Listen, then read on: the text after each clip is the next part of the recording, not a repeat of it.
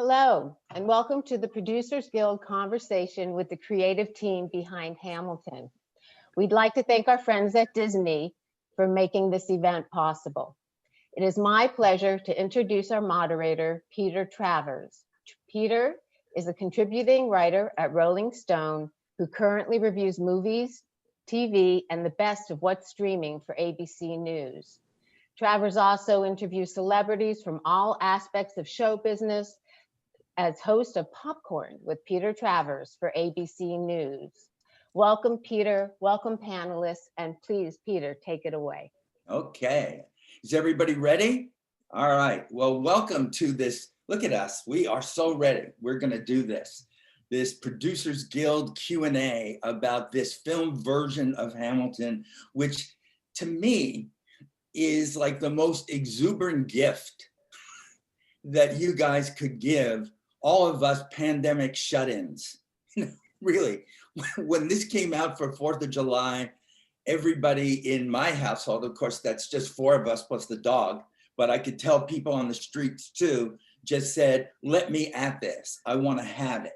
And it's such a pleasure to welcome all of you. And let me introduce you. So, okay, I will start and say our guest, our producer, Jeffrey Seller, director Thomas Kail, who is also a producer, and Hamilton star, lyricist, composer, the whole shebang, Lin-Manuel Miranda, who is also a producer. Look at you guys. 3 producers, that's how many it takes. That's it, you're producers at the Producers Guild. And so I gotta start this whole thing by saying to you, what did you just produce? What is this thing? What do you call it? You know, is it a movie? Is it a TV show? Is it some kind of hybrid of everything else? Is it a streaming event? What is it? I call it the best rehearsed independent movie of all time, because that's really what it was. We sort of realized the magic in the bottle we had with our show, and we had the thing that everyone tries to buy, but you can't buy, which is everyone who saw our show left and told 5 people about the show or posted about the show. And so we realized, I think it's important to film this while we're all still in the building, because this cast are all going to go on to superstardom from here. And we are in a moment right now, and it took us a full year to be able to get it together. But, you know, Jeffrey can speak to this more, but we independently financed this and filmed it in the last week of its first year on Broadway. So we filmed 2 live performances and then filmed on our Monday off between shows, and a Sunday night and a Tuesday morning. And then Tommy spent a few years editing it. And then when we realized what we had, we partnered with Disney, but this was in a vault and an editing room with Tommy for many years before it was on Disney Plus. But who of you had that idea that you should actually put this together and film it, make a film of it? Look at this, the silence. I think I think we all had the, I mean, what you'll find in talking to the 3 of us, and we're obviously a small group representing a much larger group of other creative elements, is, you know, there's not a lot of disagreement, and we often finish each other's sentences. So I think we all understood that there was an opportunity here to make a movie. And that's how I think of this. I think of it as a movie. And it felt like something that we knew early on, before we even started performances on Broadway, that if we had the opportunity and the wherewithal and the bandwidth to do it, that it was something that we, I think, owed to the energy around the show, to these performers, to the creative team that made it, and as a chance to, down the line, hopefully give access to people that might not have a chance to go to see it live. Well, there's that. I mean, they can't, especially you, Jeffrey, you're the guy that did that, but basically invented the rush ticket and the lottery system, so that all of these people that were looking to get in to see Hamilton now can get the best seat in the house to see it. But what are the logistics? Speak to that a little if you can, of actually getting this produced. Lynn described what it was and those 3 days that it was happening in, but what hell did you have to go through to actually make it happen? I don't know if I'd say it was hell, but yes. Well, then this interview's over because I want the suffering. I want the blood, sweat, and tears of it. Yeah. If you make it sound easy, oh. You know what? You know what's interesting about this conversation, Peter, is that we love to make things. And when a producer is blessed with a beautiful show that has resonated with audiences and is creating its own life force, then we get to make even more things. So that enables us to go make the Hamilton book that we worked on with Jeremy McCarter over the first year. And it enables Lynn to go make Hamilton's America. And it enables us to go make the album, and then all of the drops that Lynn made thereafter. And I think that we looked at this movie as an opportunity to say, we can do two things. We can honor what it was like to watch that original Broadway cast at that theater before they leave forever.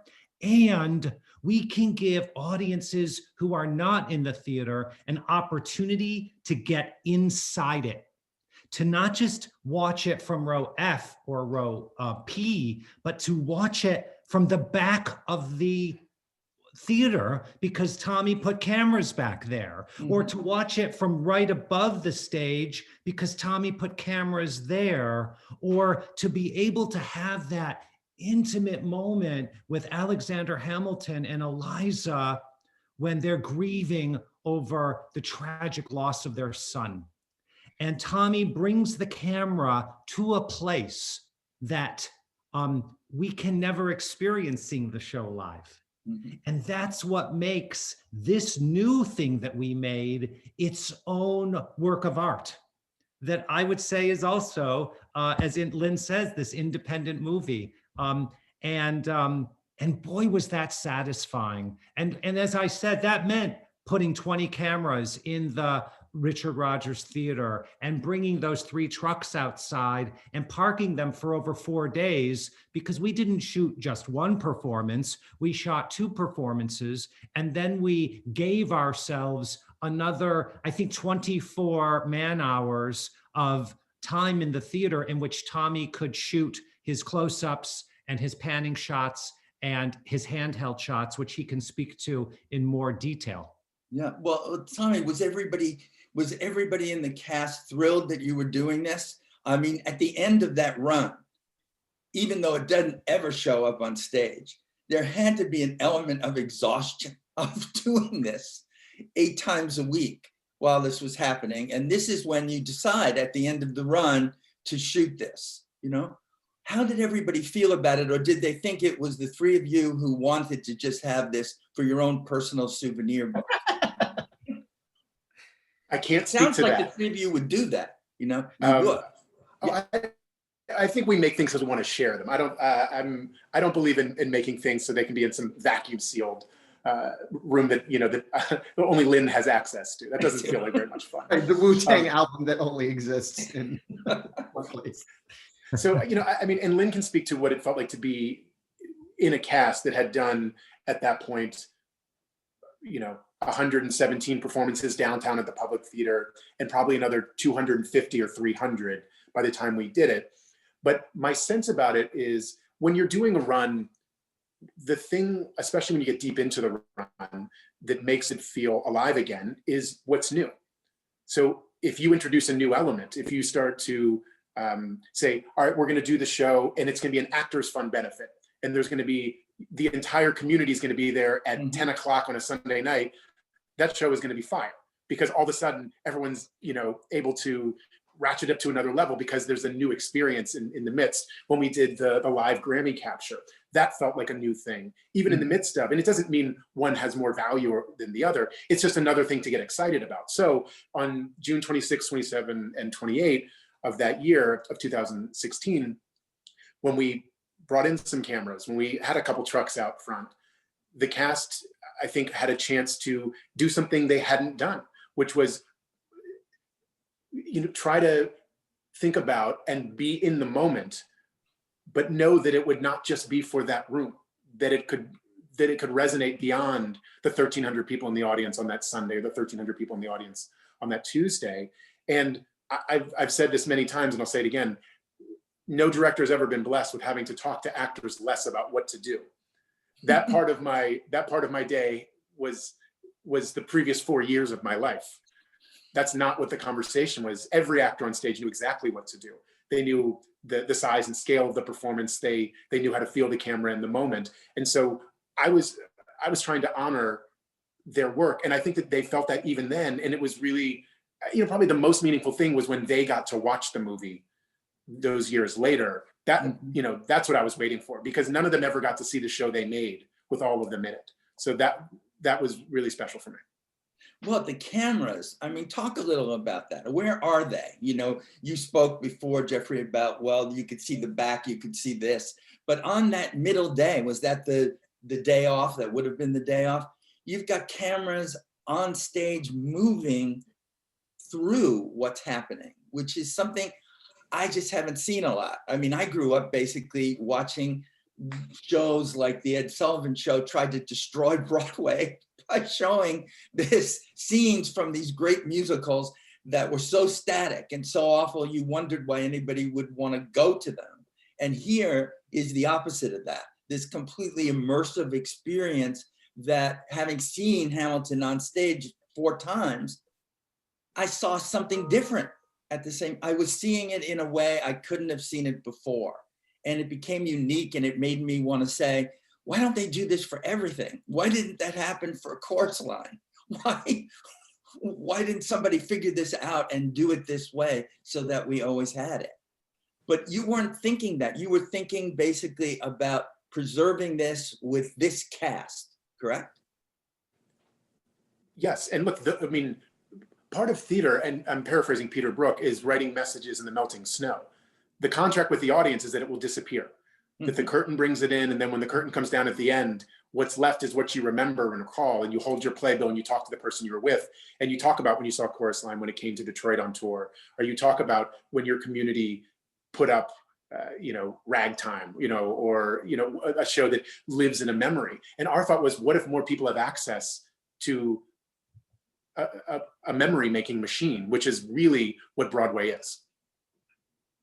It is, and now you've made it something else, so that if I want to, I could go in there and I can look at it again, and I can. This doesn't say in any way that you made this that Hamilton wouldn't eventually become a full-scale film musical. I'm assuming.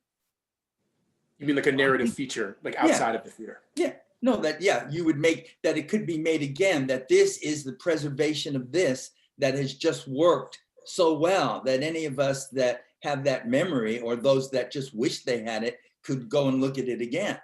But like anything that really becomes a work of art, it can be done and done and done so many ways. I mean, after the original cast left, I went back to see it again, and you're seeing it again interpreted by a whole group of new people who find the passion and the heart that they need to do it.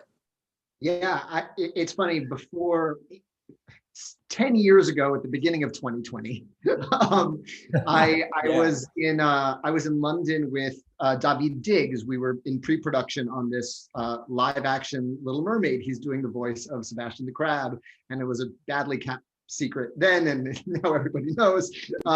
But we were in rehearsal for that, and he finished early, and I said, we can get to London, let's go watch Hamilton on the West End. And I'd never watched the show with David. The movie wasn't out yet. It didn't exist yet. And so David and I jumped in a cab and went to see our show with this incredible UK company. And we sat in a booth in the back, and it may be the most fun I've ever had watching the show, because I could lean over to David and be like, do you think you still remember your Schuyler Sisters choreography. He goes, Lynn, I don't think I knew it while it was happening. And we just had the best time experiencing that show. And even that was an approximate version of seeing what we built when it was our bodies on that stage. And so this thing's been such a gift, because when I watch our film, and it is a film to me, it's distinct from watching Hamilton live. I watch it with the double vision of what it felt like to be inside it. More so than when I'm watching another company perform the show. I'm remembering what my inside joke is with Renee before we walk on stage for the end of Nonstop. The smell of the pail after burn, because we're playing with real fire, and we can all smell it in the wings. That's the stuff that comes to me thanks to this gift of a movie that Tommy's made. What was that inside joke? Can you tell us? It was different. It was different every night. And doing a show 8 times a week is a yoga, and so you lean into certain moments, and there are entire months where something's not clicking, and there are entire months where something's just on fire. But I can tell you, I'm going to try to make Renee laugh before we walk out for Nonstop. And there's a moment in Room where it happens. It's the only moment in Act 2 where David and I are on the same side of the stage in the wings, and we freestyle with each other. And he always almost misses his entrance again to meet Madison in Room where it happens. And that's the stuff that came flooding back to me watching the film, more so than the text and the show on stage when I'm watching another company. But you've created this world that all of you lived in for that period that you played it. And what's it like when you have that day where suddenly the audience isn't there, and these cameras, and Tommy is saying, no, go over here and do this. Wasn't that a little bit freak out stuff for a while when that was happening?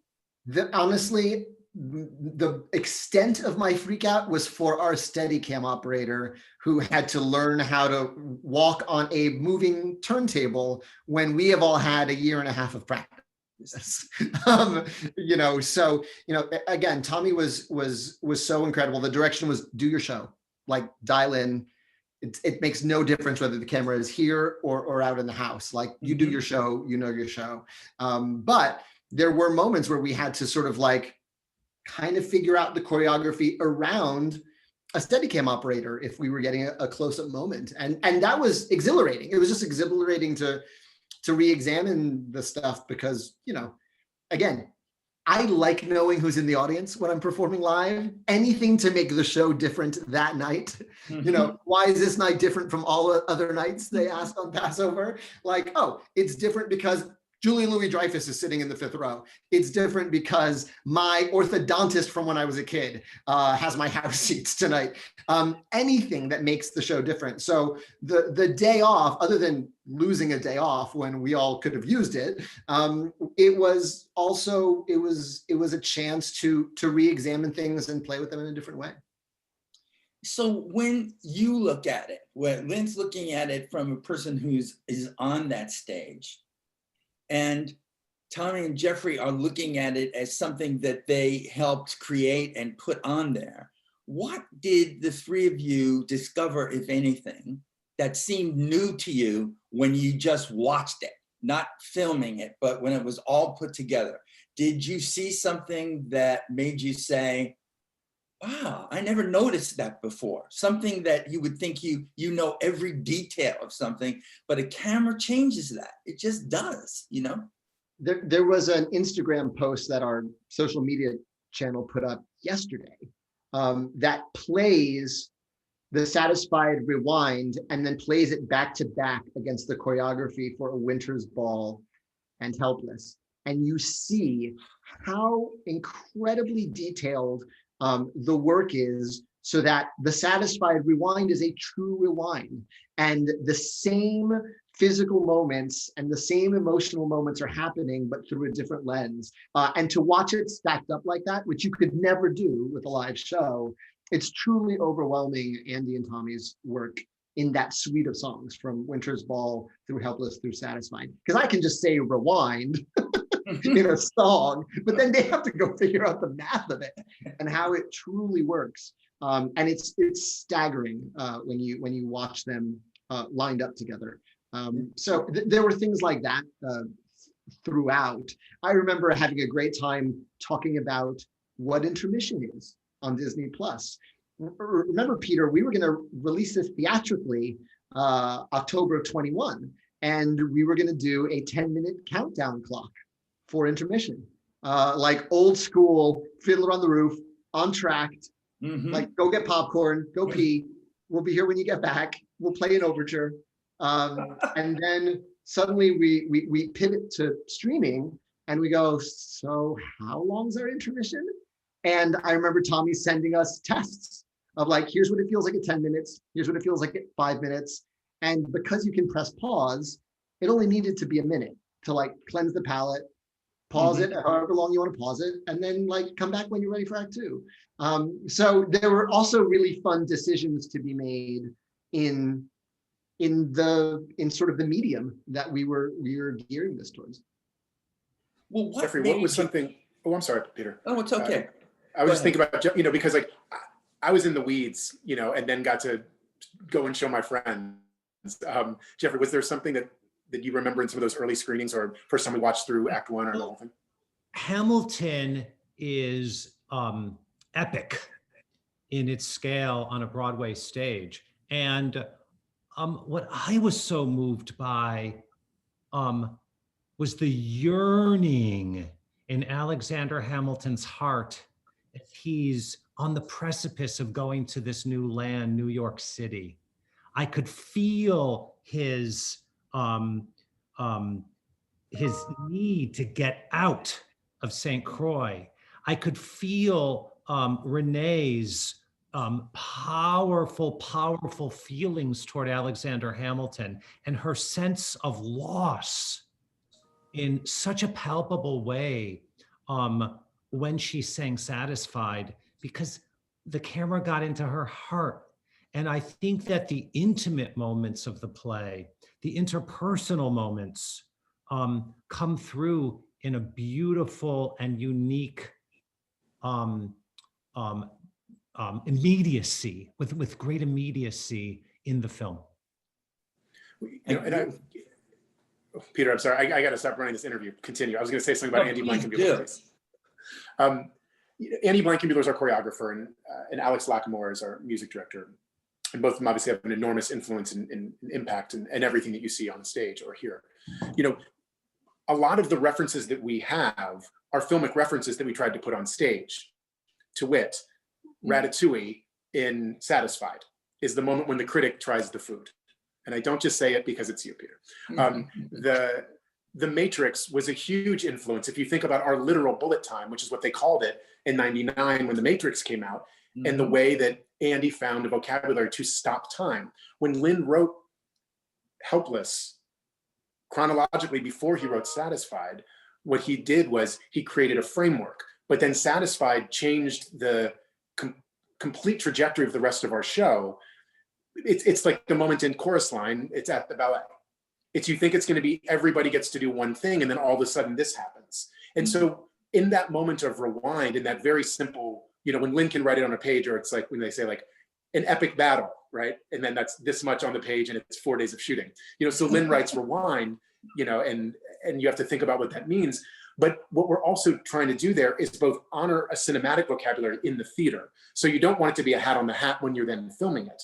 You want to be able to trust it. And I think part of the reason that that's such a moving moment is we've never filmed it and shown it anywhere else. And so little of our show was available in that way because we wanted the experience to be as the author intended, which is to be in the building with the performers. So when the pandemic took that away from us and we made the decision to film this, what we also have a chance to do is to show the construction that Lin laid out, which is the stopping and the rewinding is also giving you permission at the final duel to stop time again. So we're teaching the audience the way they can experience this and absorb it. And so our editor, Jonah Moran, who spent hundreds and hundreds of hours in the edit room, many of them without me, as everybody who's produced things knows what the editor does, the work that we were thinking about when we go into Renee's brain, the subjectivity of the edit pattern in the rewind is very different from anything else in the rest of the film. But it's also trying to embrace the cinematic technique in the way that we embraced a theatrical technique on stage and mirror that, even if it's using a different language, that the things still rhyme, as it were. Well, it makes sense that because you basically are all coming up with a different vocabulary to do something. It's not confusing to me. It's kind of exciting to me that nobody knows where to put it. The Academy says, well, maybe this isn't a movie, so it can't be. But the other guilds are saying, well, it is, but what do we call it? Is it a television movie? Is it a limited TV series? Will there be prequels to Hamilton? Will be any of those things that are happening? But the pandemic, the crappy pandemic, has basically taught us that what we see that's a work of art or just a work of fun has changed. The way we receive it has changed. There's really no such thing as the movie, the TV show. The one thing there is that you can't substitute for is live theater. It's there or it's not there. And this captures that. In the beginning, Tommy made it sound relatively simple. There's the cameras, there's 3 cameras here, we're over here. We take a day and we shoot these other scenes, but something that magical, something that no one can figure out, because if we could, everybody would do it, that makes it work, that makes it come alive on that screen in such a way that you just want to keep it close. You just want to keep that close. So I'm assuming when you all watch it, I don't know if anybody with Lynn, Jeffrey, were you in that editing room for 10 years with Tommy while he was putting it together? How many times was the door basically blasted into and people said to you, Tommy, what the hell are you doing in there? No one ever said that because we had no timeline because we made the movie ourselves. Mm-hmm. So there was no one was knocking on the door. These are your buddies. They had to be curious. Yeah, but they had stuff to do. Who cares? Yeah. We're busy guys. I think I saw the first cut, I want to say Christmas 17. Yeah. And I think it was just before I went away to go work on Mary Poppins Returns.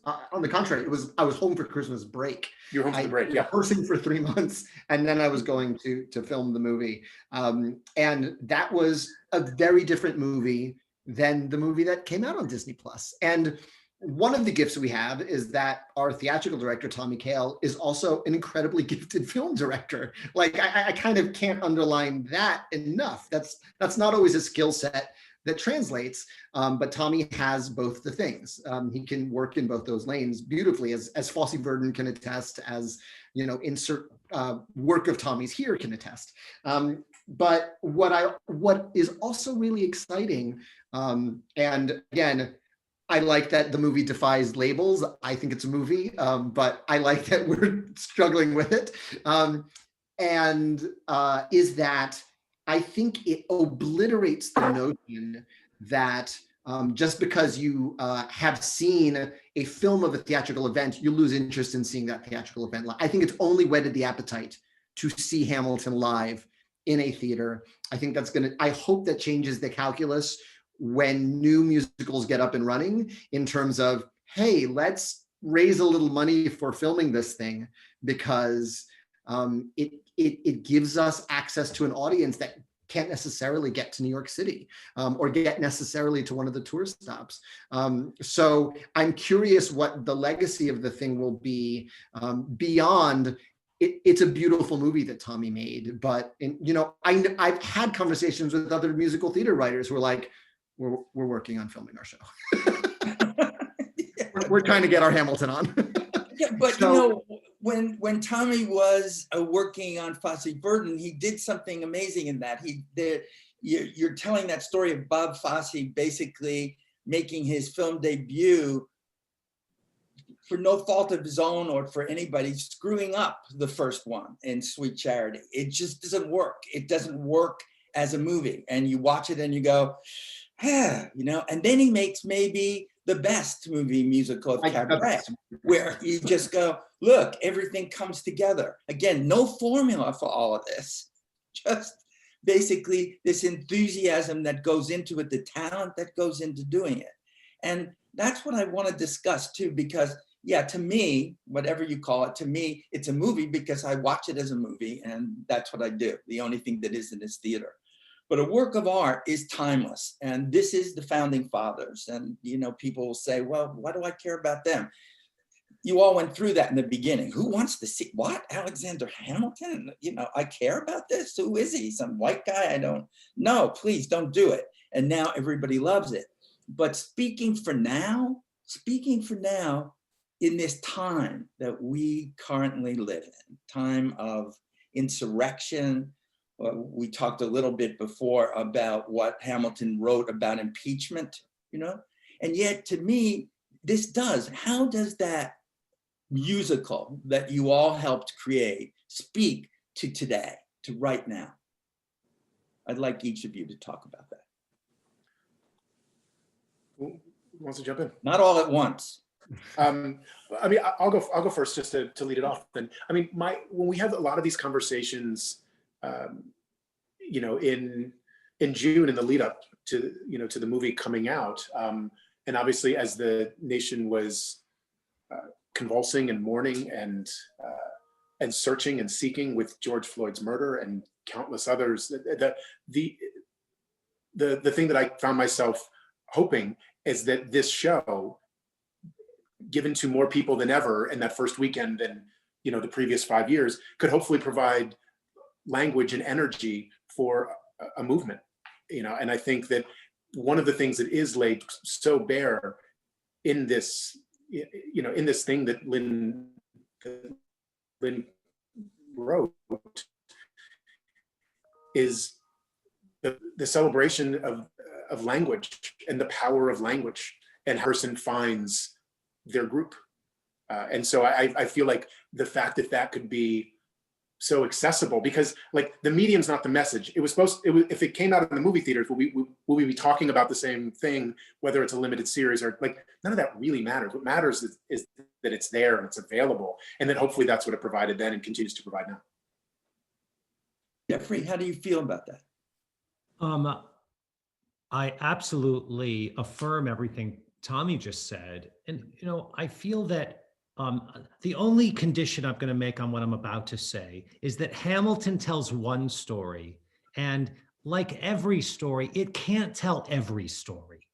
It cannot tell every story about the American Revolution and Alexander Hamilton's life. But I think at its best, Hamilton is a reflection of our best instincts, our best values, and our best impulses as Americans.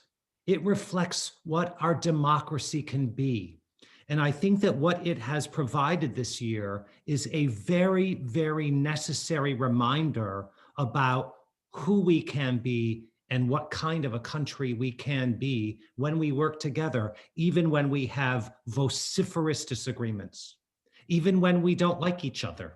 Mm-hmm. But what we depict is a group of people who still come together, and they give birth to a country that has enormous potential. Good answer. Lynn, when you know, it's a strange thing to do. I just had this thing going through my head that was very scary, because here's a show that people say, immigrants, we get the job done. You know, I never want to see the musical where it's white supremacists, we get the jobs done. You know, we don't. That should never happen. And yet what we see in this country is rebellion, is the defiance, is something that's very scary in the world. And Hamilton and the founding fathers saw that too. They said, look how this could go wrong. Look how it could go wrong. And also look how it could go right. So Lynn, when you look at this, you look at this thing you created, when was it, right after In the Heights, that you started working on this? I was in the middle of In the Heights. It was my first week off from performing in the Heights. I went to Mexico with my girlfriend, who is now my wife. Mm-hmm. I grabbed a the biggest book in the biography section of Borders I could find, and that was Ron Chernow's Alexander Hamilton.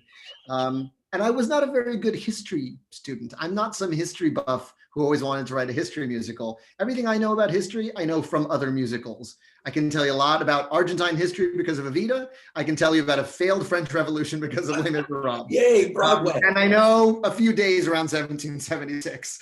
Yeah. And so, you know, what I knew about Hamilton was he died in a duel, and I knew his son died in a duel. I wrote a paper on that in 11th grade. So I grabbed the book because I remember thinking, how do you not see that coming?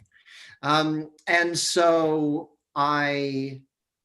the secret sauce, I think, in the enthusiasm for the show is you're feeling my enthusiasm as I'm learning these things as I write them.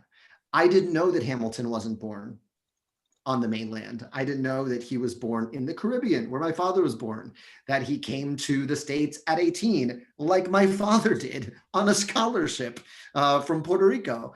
And so that was my way in. The immigrant, the fact that it's sort of a proto-immigrant story, and the deal that we export to the world is you're going to have to work 3 times as hard and you'll get half as far, but your kids might have a better life.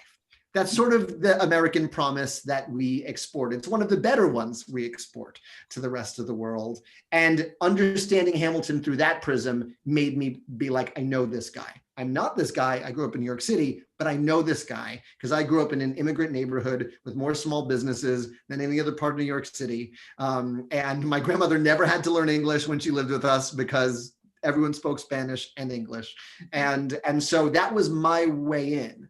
That's what made me feel like I was uniquely suited to tell it. And so the enthusiasm for that, I think, is the secret sauce in the show itself. A lot of the musical is presented with the energy of, can you believe this shit? Can you believe this happened? I think that's a lot of the energy in the songs, and the stuff I couldn't include, the fact that Hamilton's son becomes, you know, a divorce attorney for Aaron Burr 50 years later. Like, there's shit I couldn't fit in here. Lots of it. So, you know, I think that enthusiasm and the recognition that everything past is present. Every debate that Jefferson and Hamilton have, we are having a version of it as we speak.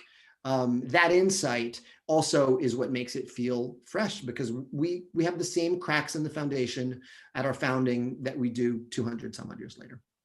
Which I think is why it speaks to that. So I'm going to end by basically asking the 3 of you, in terms of those songs, what is the line from a lyric from one of the songs that you've now all heard?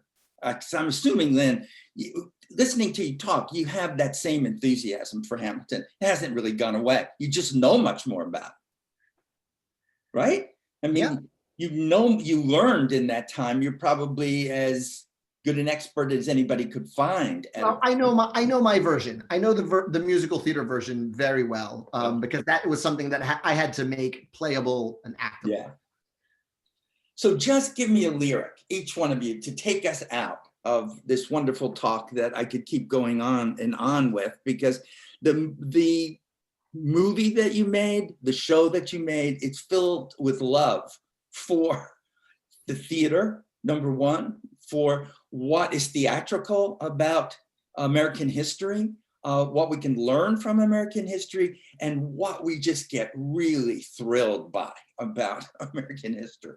So I just want to go back to that score and to that music and to see what's in your head, as if this were a Rorschach test right now, not something you have to write an essay about, but what lyric is going through your head right at this minute as we're talking about this film, not what became of the show, but what this film is right now to so many people who have access to it. What is it to you? Well, to our conversation, I mean, you have no control who lives, who dies, who tells your story.